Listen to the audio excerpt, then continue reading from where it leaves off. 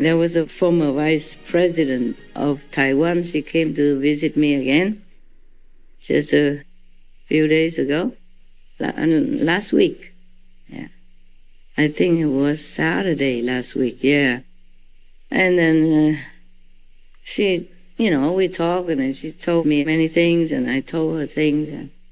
And she said, people should do this, do that, all the other organizations, they're planning to build this, build that, like temple stuff. So we don't build anything anymore. These things already exist, so we use them. Because building something big, is disturbing the earth a lot, and sacrifice many trees and plants and insects and maybe birds or squirrels, their area. They've been living in there, and you never know when they have their nets or something, and baby's just born or their eggs. It's not a very nice thing for them. I don't really like building anything.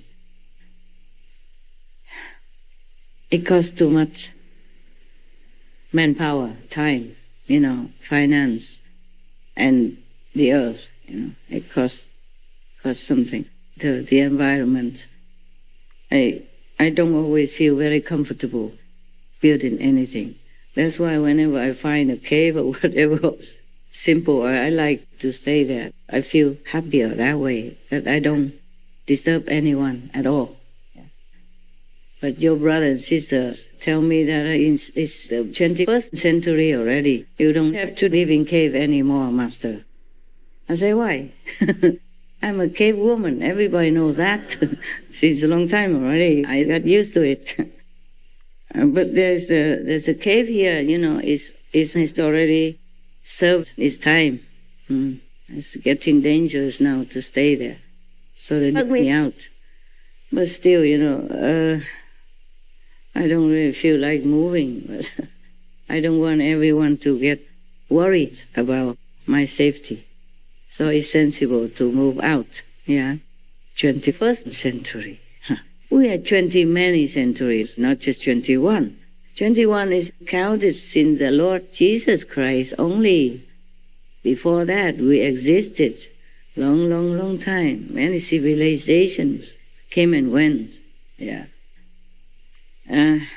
many masters came and went, either anonymously or recorded in history, so many. In the beginning, we came here from like the Brahman heavens. That was the beginning of humankind. We could fly. We had magical power. We could communicate telepathically with our ears. We could see thousands of miles away. And then we begin to taste this and that, and then we ate more solid food, and then we became more solid. That's why we cannot fly. And then we even begin to eat raw meat, kill other beings, lesser beings to eat.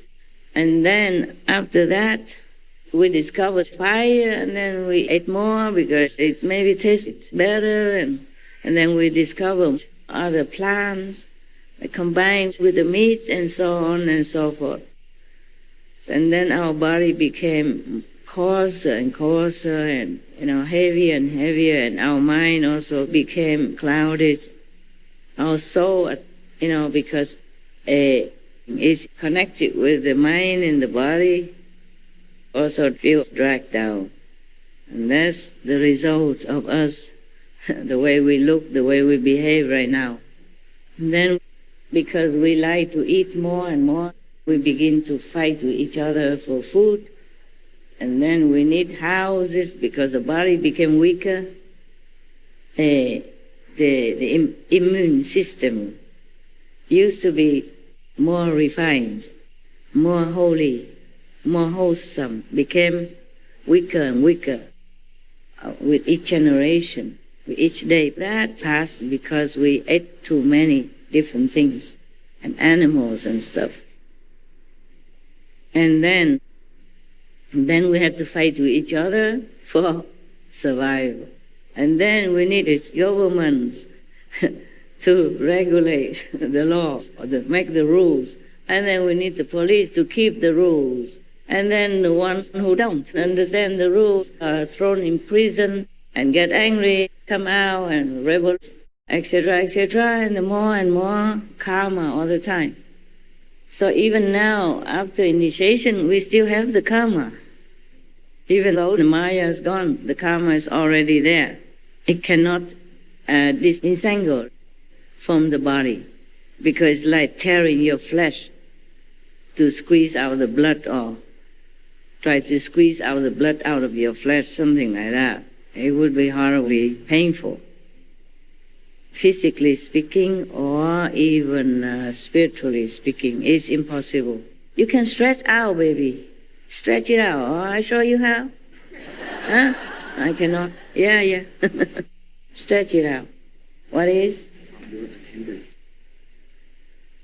Yeah. Oh. Nah, I give him the key. I forgot. I forgot that they came back, so we locked the house. Can you please give it to him, to the person who gave you the note? Thank you. Tell him not one key missing, huh? Just joking. I can trust them. If they like to take my dress, then I will have excuse not to wear it anymore. It would be nice. That's the only valuable thing there.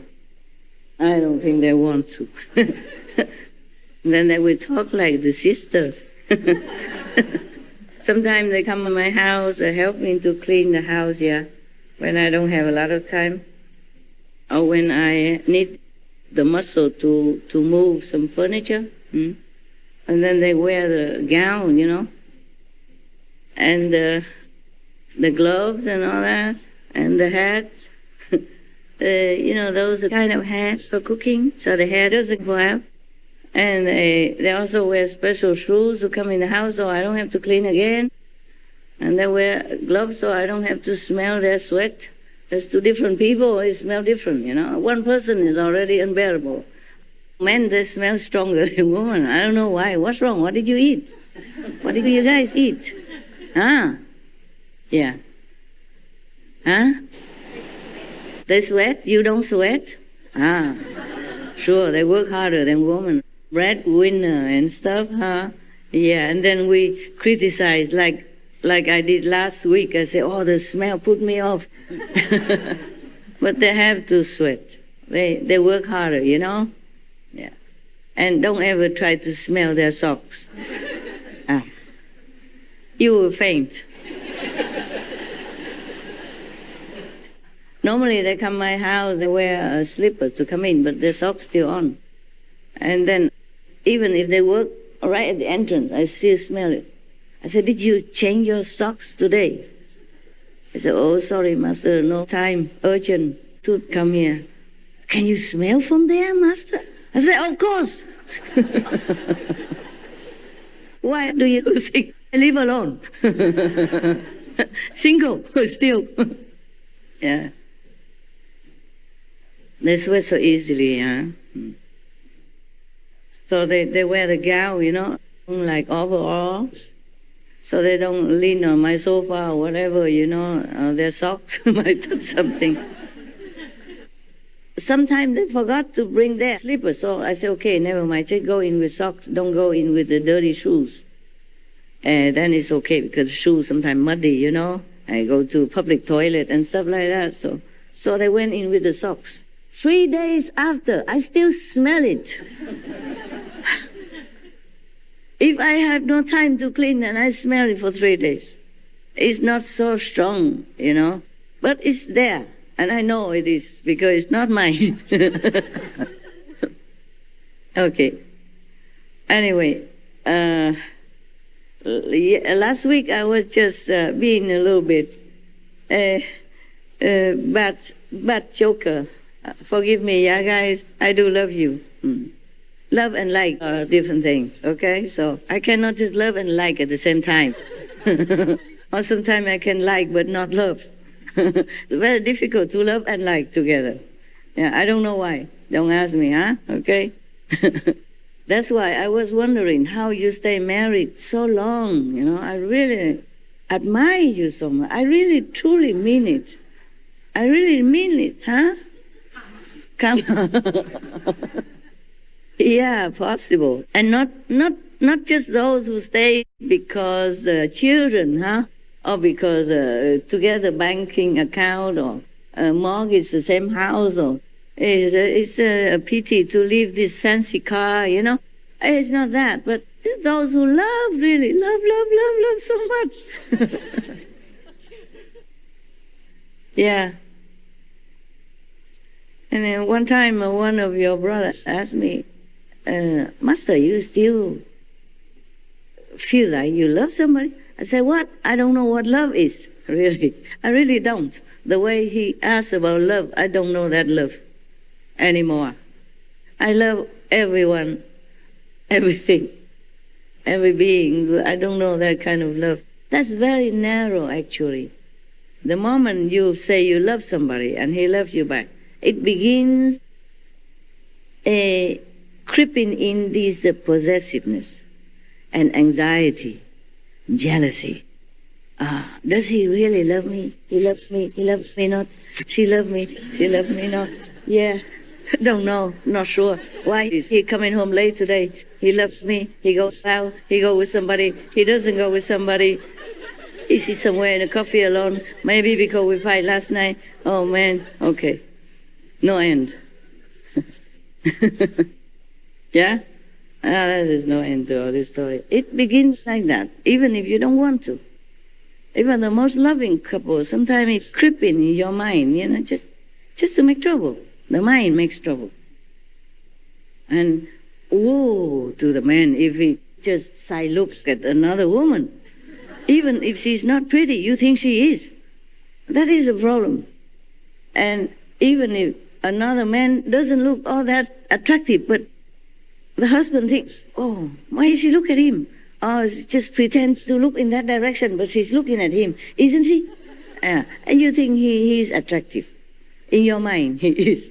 Maybe she doesn't care. Yeah.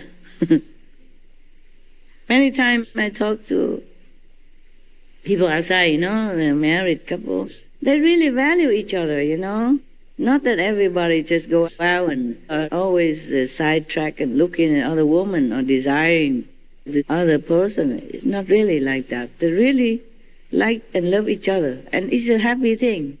It's a very good thing. In this life, it's very lonely. Yeah.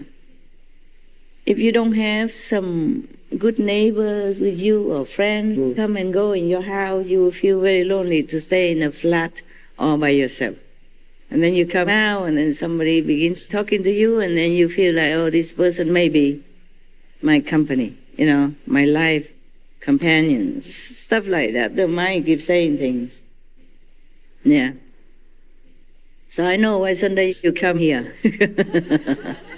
Maybe nobody comes and talks to you. Nah, no need, right? And now you have a lot of friends. So come back to the story. And after we became heavier and heavier, you know, our minds became duller and duller, and all the senses became more real, you know, more real, and then it began to control us, you know. Yes, like the nose loves to smell something pleasant. The mouth wants to eat something nice. The more you eat, the more you want, and then slowly, we eat a lot. And then we know much less than we did before. And we have less capability than we did before. I mean, real capability.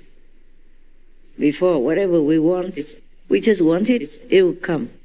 And now, we can pray and we can work hard for 2-3 years, then we can get what we want. With mortgage, even. Thank you so much. And then work hard again to pay interest. And if you lose your job, yeah, you know. In some countries, you could become homeless, just like that, overnight. And you lose your house, you lose everything, because everything is on loan, or at least half loan, not paid completely. When I was in America, I saw many people, they advertise in the newspaper or something, please come take my house. If you can afford to pay so much per month, please come. It's free for you. Just continue to pay. I cannot afford. Is that true, right, brothers? Yeah, I feel so sour in my heart. My God, they work so hard. They pay already halfway or 2/3 already. But if they could not continue, then the bank take over, or whomever. I thought, my God, it should not happen like this, especially in America. We, in many countries, have the idea that America is a very rich country, very secure for everyone. But it isn't always like that.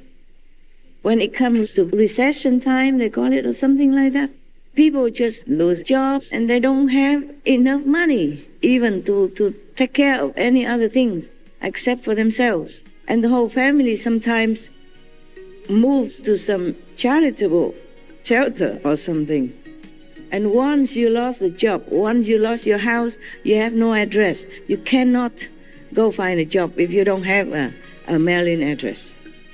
One thing leads to another.